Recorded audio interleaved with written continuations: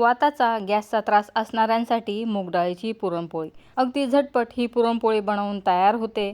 त्याचबरोबर मूग डाळीचीच कटाची आमटी याची सुद्धा झटपट रेसिपी आज आपण बघणार आहोत। अक्षय तृतीया आहे, त्यासाठी तुम्ही मूग डाळीची किंवा चणा डाळीची पुरणपोळी या पद्धतीने बनवू शकता। तर चला झटपट रेसिपीला सुरुवात करूयात। त्यासाठी सुरुवातीला 1 कप किंवा 150 ग्रॅम मुगाची डाळ स्वच्छ पाण्याने धुवून शिजवून घ्यायची आहे। मुगाची डाळ पचायला हलकी असते, त्याचबरोबर ती पटकन शिजते, म्हणून मी ते मुगाची डाळ घेतलेली आहे।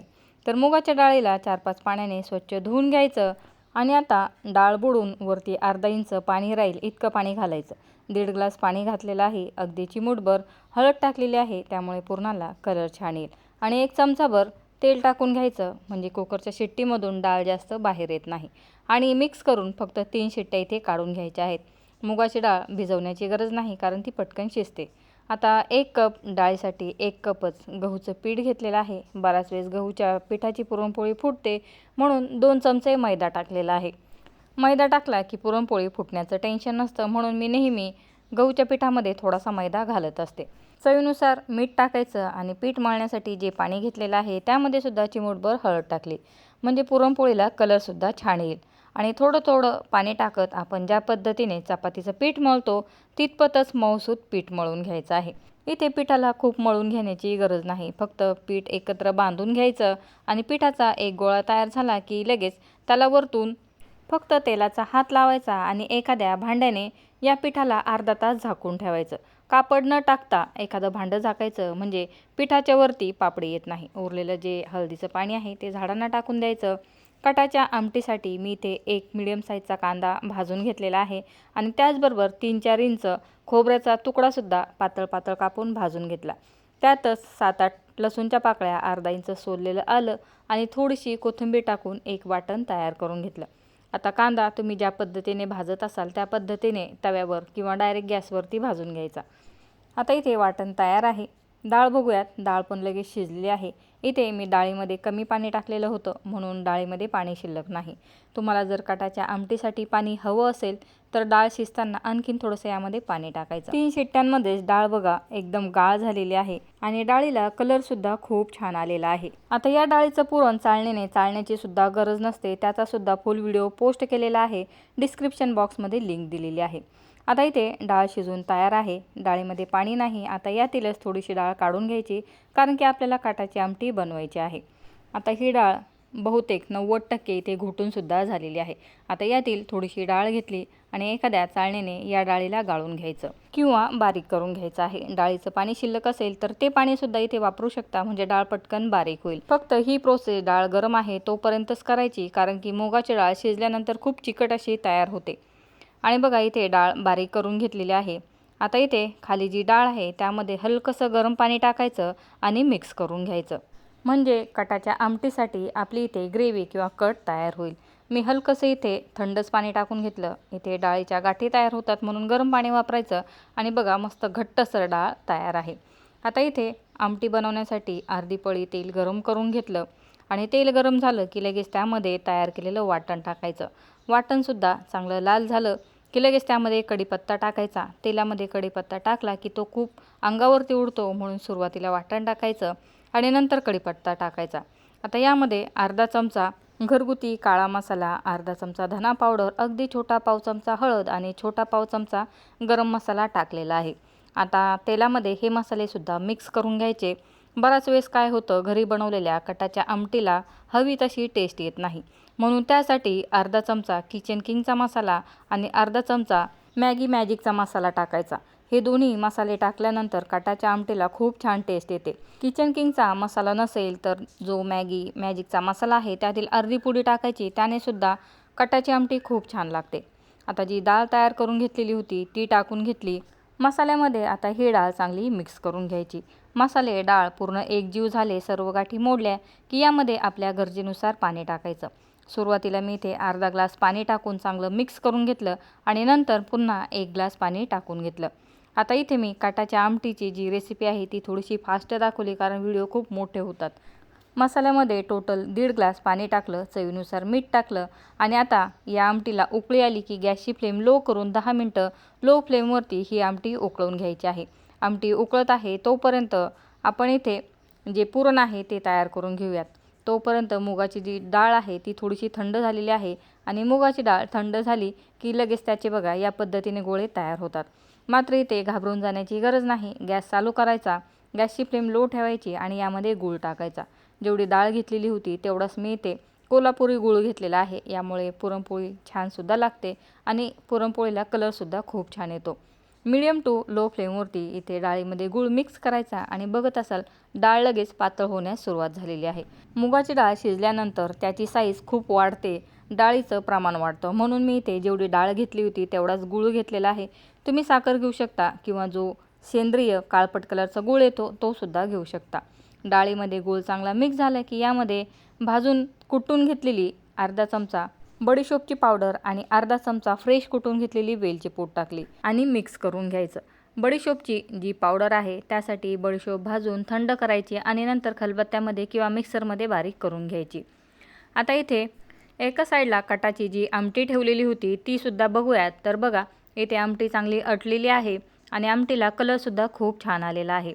आता गॅसची फ्लेम बंद करायची. थंड झाल्यानंतर ही आमटी आणखीन घट्ट होणार आहे. तुम्हाला जर आणखीन पातळ आमटी आवडत असेल तर यामध्ये थोडंसं एकदम गरम केलेलं पाणी घालायचं आणि आमटीला उकळ काढून घ्यायची, म्हणजे आमटी पातळ होईल. आणि अगदी चविष्ट या पद्धतीने जर चणा डाळीची आमटी बनवायची असेल तर बघा याचा व्हिडिओसुद्धा पोस्ट केलेला आहे. डिस्क्रिप्शन बॉक्समध्ये लिंकसुद्धा दिलेली आहे. ही आमटीसुद्धा चवीला खूप छान लागते. आणि जर कुणाला वाताचा त्रास असेल तर त्यांच्यासाठी या पद्धतीने मूग डाळीची आमटी याचासुद्धा स्पेशल व्हिडिओ पोस्ट केलेला आहे. याचीसुद्धा लिंक डिस्क्रिप्शन बॉक्समध्ये दिलेली आहे. अगदी साध्या सोप्या घरगुती रेसिपी आहेत, नक्की जाऊन चेकआउट करू शकता. आता आपली आमटी तयार झालेली आहे, साईडला ठेवली आणि बघा इथे पुरण एका जाग्यावरती मिक्स करायचं आणि त्यामध्ये चमचा उभा करून बघायचा. डाळीमध्ये चमचा उभा राहिला की समजायचं की आपलं पुरण तयार आहे. लगेच गॅसची फ्लेम बंद करायची. आता हे पुरण गरम आहे तोपर्यंतच एखाद्या चाळणीने किंवा पुरणाच्या चाळणीने चाळून घ्यायचं. मी इथे एका ताटावरती जी पुरणाची चाळण आहे ती पलटी करून ठेवली आणि त्यामध्ये गरम गरमच पुरण रगडून घ्यायचं. आम्ही तर रगडून घेणं असंच म्हणतो किंवा पुरण तयार करून घ्यायचं. पुरण यंत्र असेल त्यामध्ये पुरण तयार करून घेतलं तरी चालेल. आणि जर पुरण तयार करायचं नसेल तर त्याचासुद्धा व्हिडिओ आपल्या चॅनलवरती पोस्ट केलेला आहे. मिलियन+ व्ह्यू त्या व्हिडिओलासुद्धा आहेत. त्या पद्धतीने मूग डाळीची पुरणपोळी तुम्ही ट्राय करू शकता. इथे पुरण तयार झालेलं आहे. चाळणीचं जे खालचं पुरण आहे ते सुद्धा काढून घ्यायचं आणि बघा या चाळणीला लगेच धुवून घ्यायचं, म्हणजे एका मिनिटाच्या आत चाळणीसुद्धा क्लीन होते. आणि जर चाळणीला लागलेली डाळ कडक झाली की चाळणी धुण्यासाठी खूप वेळ लागतो. आणि बघा पुरणाला कलर किती सुंदर आलेला आहे. गूळ आणि मूग डाळ यामुळे या पुरणला कलर खूप छान येतो. नक्की या पद्धतीची पुरणपोळी ट्राय करून बघा. आता बघा 6 ते 7 पुरणपोळ्या तयार होतील इतकं पुरण मी इथे तयार केलेलं आहे. आता हे पुरण साईडला ठेवूयात.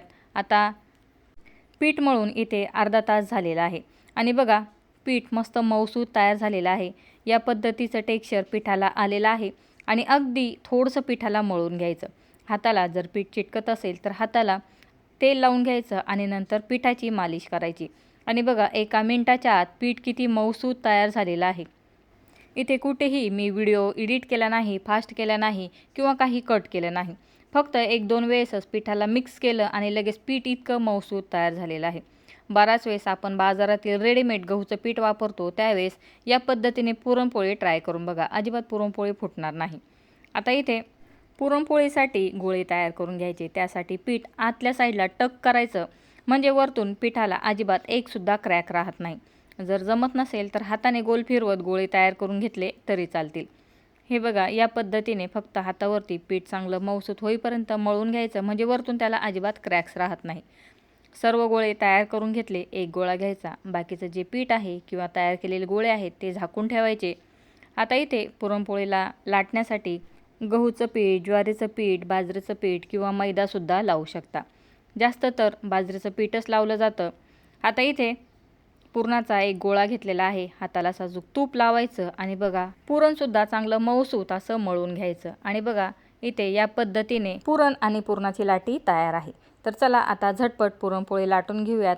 आता इथे थोडंसं गहूचं पीठ लावून घेतलेलं आहे. मी इथे गहूचं पीठ लावूनच पुरणपोळी लाटून घेतलेली आहे. आता इथे छोटी पोळी लाटायची आणि यामध्ये जो पुरणाचा गोळा तयार केलेला आहे तो भरून घ्यायचा. फक्त पोळी थोडीशी मोठी लाटायची आणि बघा पुरण किती मऊसूत तयार झालेलं आहे. आणि साईडने जी मोठी पोळी तयार केलेली आहे ती फक्त या पद्धतीने फोल्ड करून घ्यायची आणि वरच्या साईडला पुरण दिसणार नाही या पद्धतीने फोल्ड करून पीठ आतमध्ये दाबून घ्यायचं. जे नवीन असतील, ज्यांना पिठामध्ये पुरण भरता येत नाही, ते या पद्धतीने पुरणपोळी करू शकतात. आता या पिठाला हलकंसं गहूचं पीठ लावून घ्यायचं आणि हलक्या हाताने पुरणपोळी लाटून घ्यायची. आता ज्यांना सवय आहे ते पटापटसुद्धा पुरणपोळी लाटू शकतात. मात्र जे नवशिके आहेत त्यांनी अगदी हलक्या हाताने पुरणपोळी लाटायची आणि पुरणपोळीचे जे काठ आहेत ते फक्त बाहेरच्या साईडला ओढून घ्यायचे. आणि बघा, अजिबात पुरणपोळी फुटलेली नाही. जशी जमत असेल तशी पुरणपोळी लाटून घ्यायची. फक्त खूप जाड पुरणपोळी ठेवायची नाही आणि खूप पेपरसारखी पातळसुद्धा तयार करायची नाही. चपातीप्रमाणेच पातळ मी इथे पुरणपोळी लाटून घेतलेली आहे आणि जो चपातीचा तवा आहे तो चांगला गरम करून घेतला. त्याला पहिली पोळी टाकताना थोडंसं तूप लावून घ्यायचं आणि नंतरच त्यावरती पोळी टाकायची. आता बघा, पोळी लगेच पलटी करायची नाही. पोळीच्या खालच्या सर्व साईड्स मोकळ्या करायच्या आणि नंतरच पोळी पलटी करायची, म्हणजे पोळी तव्याला चिटकत नाही आणि फाटतसुद्धा नाही. आता बघा, पुरणपोळी लगेच फुलण्यास सुरुवात झालेली आहे आणि पोळीचं टेक्स्चर बघून लक्षात येत असेल, पोळी मस्त मऊसूत तयार झालेली आहे. आता दुसरी साईडसुद्धा पलटी केली आणि लगेच पोळीला साजूक तूप लावून घ्यायचं. पुरणपोळीला शक्यतो भरपूर असं साजूक तूप लावायचं आणि नंतरच भाजायची. साजूक तुपामुळे पुरणपोळीला खूप छान टेस्ट लागते. तूप लावून पुरणपोळी पलटी केली आणि पुरणपोळीचा जो दुसरा भाग आहे तो बघा फुलण्यास सुरुवात झालेली आहे. त्यालासुद्धा साजूक तूप लावून घेतलं आणि पुरणपोळी जेवढी शक्य आहे तेवढी काठापर्यंत टम्म अशी फुललेली आहे.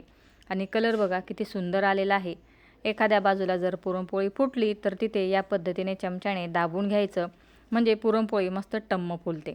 तर चला, ही पुरणपोळी मस्त खमंग खरपूस अशी भाजून झालेली आहे. पुरणपोळी एकदम खरपूस भाजलेली छान लागते. तुम्हाला ज्या पद्धतीने आवडते त्या पद्धतीने भाजू शकता.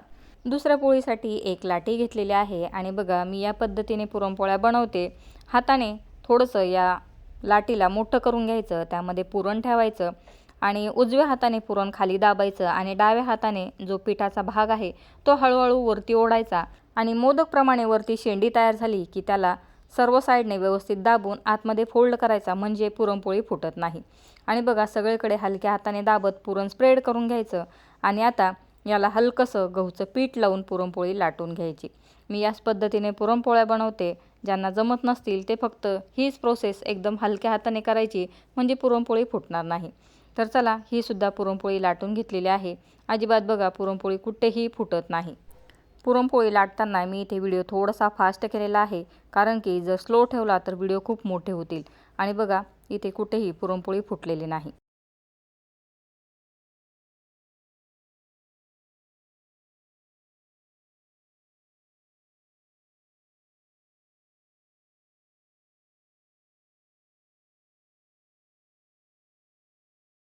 इतपत पातळ पुरणपोळी लाटून घेतलेली आहे. यापेक्षा जास्त पातळ जर लाटली तर पुरणपोळी फुटून जाईल. आता इथे मी जो चपातीचा तवा आहे तोच पुरणपोळी भाजण्यासाठी वापरलेला आहे. गरमागरम तव्यावरती ही सुद्धा पुरणपोळी टाकून घेतली. तुमच्याजवळ नॉनस्टिक पॅन असेल तर तो सुद्धा वापरू शकता. त्यावर सुद्धा खूप छान पुरणपोळ्या तयार होतात. जर तुम्हाला तव्यावरती मांडे बनवायचे असतील तर त्याचा व्हिडिओसुद्धा पोस्ट केलेला आहे. डिस्क्रिप्शन बॉक्समध्ये त्याचीसुद्धा लिंक दिलेली आहे. ही सुद्धा पुरणपोळी तूप लावून भाजून घ्यायची. पोळी भाजताना गॅसची फ्लेम मीडियम टू हाय ठेवायची. तर बघा, बराच वेळेस पुरणपोळी तव्याला चिटकते. जर तवा घासलेला असेल तर त्याला नक्कीच पुरणपोळी चिटकते. पुरणपोळी बनवण्यासाठी किंवा भाजण्यासाठी जर चपातीचा तवा वापरणार असाल तर ज्या तव्यावरती चपाती केलेली आहे तो तवा न घासताच किंवा न धुता वापरायचा, कारण की चपाती केल्यामुळे तो सीझन झालेला असतो आणि त्याला पुरणपोळी चिटकत नाही. म्हणजे तव्यावरती आपण दुपारी जर चपाती भाजलेली असेल तर त्या तव्याला धुवायचं नाही. त्याच तव्यावरती संध्याकाळी पुरणपोळी भाजून घ्यायची. चपाती भाजल्यामुळे तो तेलकट झालेला असतो आणि मग त्याला पुरणपोळीसुद्धा चिटकत नाही.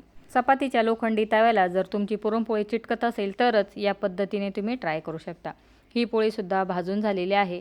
तर चला, ज्यांना पुरणपोळी लाटता येत नाही त्यांच्यासाठी जी पुरणाची लाटी आहे त्याचे मी इथे 2 छोटे छोटे पार्ट तयार करून घेतले. तुम्ही इथे या पद्धतीने छोट्या छोट्या लाट्यासुद्धा तयार करून घेऊ शकता आणि यांना थोडं थोडं गहूचं पीठ लावून छोट्या छोट्या जाडसर पुऱ्या तयार करून घेतल्या. यामध्ये पुरण ठेवायचं आणि बघा, हलक्या हाताने पुरण खाली दाबत स्प्रेड करून घ्यायचं. वरतून दुसरी पुरी ठेवायची आणि काठ जेवढे शक्य आहे तेवढे दाबून घ्यायचे. एकाच साईडच्या दोन्ही छोट्या छोट्या पुऱ्या लाटून घ्यायच्या आणि त्यामध्ये पुरण भरून घ्यायचं. ज्यांना एका लाटीची पुरणपोळी किंवा एका लाटीमध्ये पुरण भरता येत नाही ते या पद्धतीने 2 लाट्या लाटून त्यामध्ये पुरण भरून पुरणपोळी तयार करू शकता। तर चला याला सुद्धा हलकंसं गहूचं पीठ लावून ही सुद्धा पुरणपोळी लाटून घ्यायची आणि बघा ही सुद्धा पुरणपोळी कुठेही फुटलेली नाही आणि पुरणाच्या पिठामध्ये आपण हलकीशी हळद वापरलेली आहे, त्यामुळे पुरणपोळीला कलर बघा किती सुंदर आलेला आहे। ही सुद्धा पोळी लाटून घेतली। आता ही पोळी सुद्धा गरमागरम तव्यावरती तूप लावून भाजून घ्यायची। पुरणपोळी टाकताना तवा चांगला गरम करायचा आणि त्यावरतीच पुरणपोळी टाकायची। फक्त तव्याचा खूप धूर निघत असेल तर मग तवा थोडासा थंड करायचा, नाहीतर पुरणपोळी जळून जाईल। तर चला ही पुरणपोळी सुद्धा या पद्धतीने भाजून घेतलेली आहे आणि बघत असाल ही पोळी सुद्धा चांगली फुलण्यास सुरुवात झालेली आहे। या पद्धतीने 2 लाट्या लाटून सुद्धा तुम्ही पुरणपोळी तयार करू शकता। ही पुरणपोळी सुद्धा इतर पुरणपोळीप्रमाणे चांगले टम्म फुलते। सणासाठी नेहमी चणा डाळीचीच पुरणपोळी आपण बनवत असतो, मात्र बघा बऱ्याच जणांना आजकाल सांधेवात किंवा वाताचा गॅसचा त्रास असतो, मग चणा डाळीची पुरणपोळी करून उपयोग होत नाही। मग या पद्धतीने तुम्ही मूग डाळीची पुरणपोळी, मूग डाळीची कटाची आमटी बनवू शकता। आहारामध्ये जर चणा डाळीचा किंवा हरभरा डाळीचा जास्त वापर झाला तर बघा सांधेवात असेल तर मग खूप त्रास होतो। ही पुरणपोळी सुद्धा मस्त फुललेली आहे, हिला सुद्धा चांगलं भाजून घेतलं। याच पद्धतीने बाकीच्या सुद्धा पुरणपोळ्या तयार करून घेतलेल्या आहेत। आमटी सुद्धा मस्त थंड झालेली आहे आणि त्याचबरोबर थोडीशी घट्ट सुद्धा झालेली आहे। आता या आमटीला सुद्धा हलकंसं गरम करून घेते, कारण मुलं इतक्या वेळ झालं जेवणासाठी वाट बघत आहेत। पुरणपोळी म्हटलं की मुलं लहान असू द्या किंवा मोठे असू द्या। तर चला इथे बघा या पद्धतीने आपल्या सर्व पुरणपोळ्या तयार आहेत। पुरणपोळी मऊसूत तर झालेलीच आहे, त्याचबरोबर पुरणपोळीना कलर टेक्स्चर बघा किती सुंदर आलेला आहे आणि आजपर्यंत पुरणपोळीमध्ये सगळीकडे पुरण पसरलेलं आहे आणि पुरणाच्या वरतून जो पोळीचा किंवा गहूच्या पिठाचा पार्ट आहे तो बघा किती पातळ तयार झालेला आहे आणि पुरणपोळी बघत असाल किती मऊ लुसलुशीत दिसत आहे। नक्की या अक्षय तृतीयाला या पद्धतीने मूग डाळीची पुरणपोळी ट्राय करू शकता किंवा मध्ये जर कधी पुरणपोळी खाण्याची इच्छा होत असेल तेव्हा सुद्धा ट्राय करू शकता। कटाची आमटी बघा किती सुंदर तयार झालेली आहे। आता या पद्धतीने जर कटाची आमटी आणि एवढी छान पुरणपोळी असेल तर एक पुरणपोळी खाऊन भागत नाही। जे खवय्ये आहेत ज्यांना खाण्याची आवड आहे ते नक्कीच 3-4 पुरणपोळ्या आणि 2 प्लेट आमटी भातवरती ताव मारतात। मग कशाला त्रास करून घ्यायचा। या पद्धतीने मूग डाळीची पुरणपोळी आणि मूग डाळीची कटाची आमटी ट्राय करा। व्हिडिओ आवडला तर व्हिडिओला लाईक, चॅनलला सबस्क्राईब करायला विसरू नका। व्हिडिओ बघितल्याबद्दल धन्यवाद।